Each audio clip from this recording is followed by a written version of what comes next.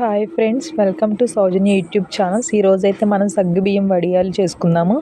దానికోసం మనం 4 గ్లాసెస్ బియ్యాన్ని కడిగేసి ఎండలో నానబెట్టుకొని 2 డేస్ ఇలా రవ్వలా చేసుకోవాలి ఫ్రెండ్స్.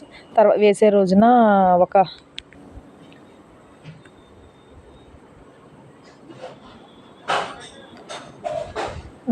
ఒక లోటాతో మన పిండి తీసుకొని అందులో లోటా నీళ్ళతో నానబెట్టుకోవాలి. ఒక లోటాకి 7 లోటాల నీళ్ళని ఎసరు పెట్టుకోవాలి. తర్వాత అల్లం, పచ్చిమిర్చి, జీలకర్ర ఫైన్గా మిక్సీ పట్టుకోవాలి ఫ్రెండ్స్.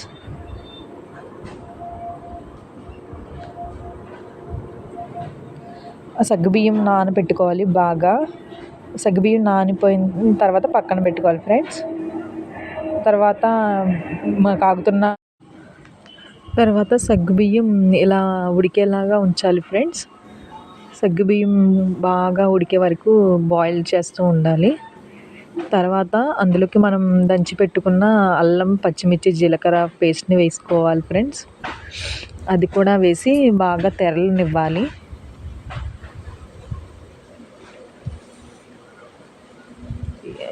ఏ లోటాల నీళ్ళు, సగ్గుబియ్యం అండ్ పేస్ట్ని వేసి మనం తిప్పుకుంటూ ఉండాలి. ఒక లోటా బియ్యానికి అయితే మనకి ఫ్రెండ్స్ ఒక పావు కేజీలో సగం సగ్గుబియ్యం అయితే సరిపోతాయి మనకి. ఇవి మనం ఒక లోటా నీళ్లు పోసి ఈ బియ్యం రవ్వని నానబెట్టుకున్నాం కదా ఫ్రెండ్స్, దాన్ని తిప్పుకుంటున్నాము. మొత్తం 7 లోటాలేమో ఎసరికి, ఒక లోట ఏమో పిండి నానబెట్టుకోవడానికి మనకి కావాలి ఫ్రెండ్స్. ఇది మనం బియ్యం నానబెట్టి 2 రోజులు ఎండలో ఎండబెట్టి మిక్సీ పట్టుకున్నది రవ్వని మనం ఇలా ఒక లోటా నీళ్ళతో నానబెట్టుకున్నాం. ఇప్పుడు చూడండి ఫ్రెండ్స్, ఎసరైతే చక్కగా మరుగుతూ ఉంది. మనం ఒకసారి తిప్పుకోవాలి ఫ్రెండ్స్ మధ్యలో తీసి.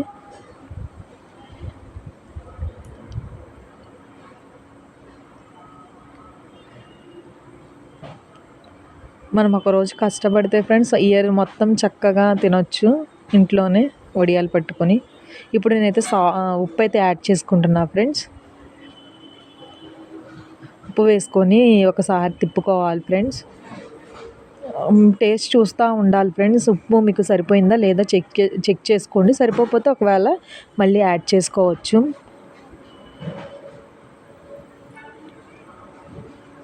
ఇప్పుడైతే నేను బియ్యం రవ్వని ఎసరులో యాడ్ చేసుకుంటున్నా ఫ్రెండ్స్.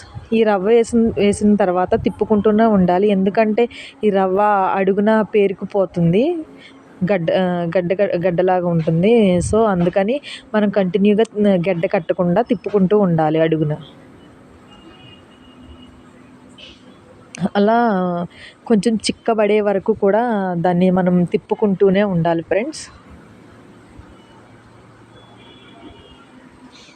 అలా కంటిన్యూగా తిప్పుకుంటూ ఉండాలి ఫ్రెండ్స్, అడుగున అది పేరుకుపోకుండా.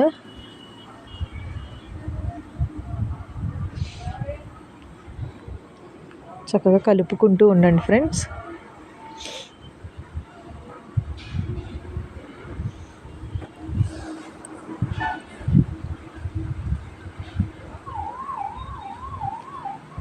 అలా మనకి చిక్కబడే వరకు కలుపుతూనే ఉండాలి ఫ్రెండ్స్ కంటిన్యూగా. ఇప్పుడు కొంచెం లైట్గా చిక్కబడతా ఉంది, ఎక్కువ చిక్కబడకూడదు ఫ్రెండ్స్, సరిపడినంతగా.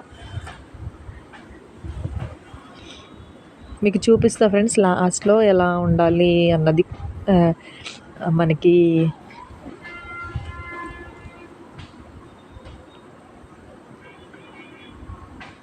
ఇందులో కొంచెం పసుపు కూడా యాడ్ చేసుకోండి ఫ్రెండ్స్, కలర్ కోసం.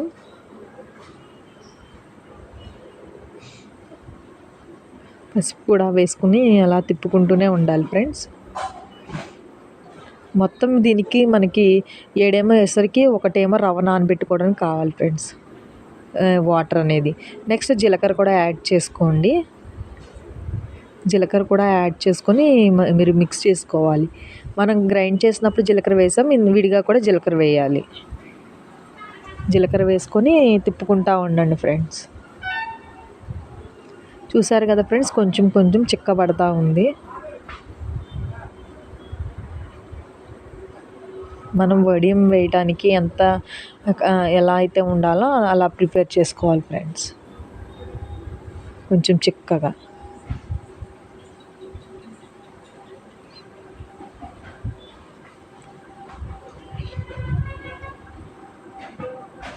తర్వాత ఒక తడి కాటన్ చీరని ఇలా తడుపుకొని మంచం మీద ఇలా పరుచుకోవాలి ఫ్రెండ్స్.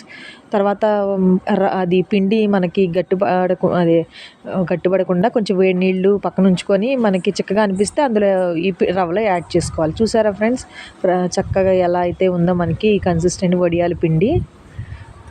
ఇప్పుడు మనం వడియాలు వేసుకోవడం స్టార్ట్ చేసుకోవచ్చు. ఒకవేళ సాల్ట్ సరిపోతే చెక్ చేసుకోండి, నాకైతే సరిపోలో యాడ్ చేసుకున్నా. ఇప్పుడు చీర మీద ఇలా నేనైతే వడియాలు వేసుకుంటున్నాను ఫ్రెండ్స్. ఇది ఫ్రెండ్స్ నా వీడియో మీకు నచ్చితే లైక్ చేయండి.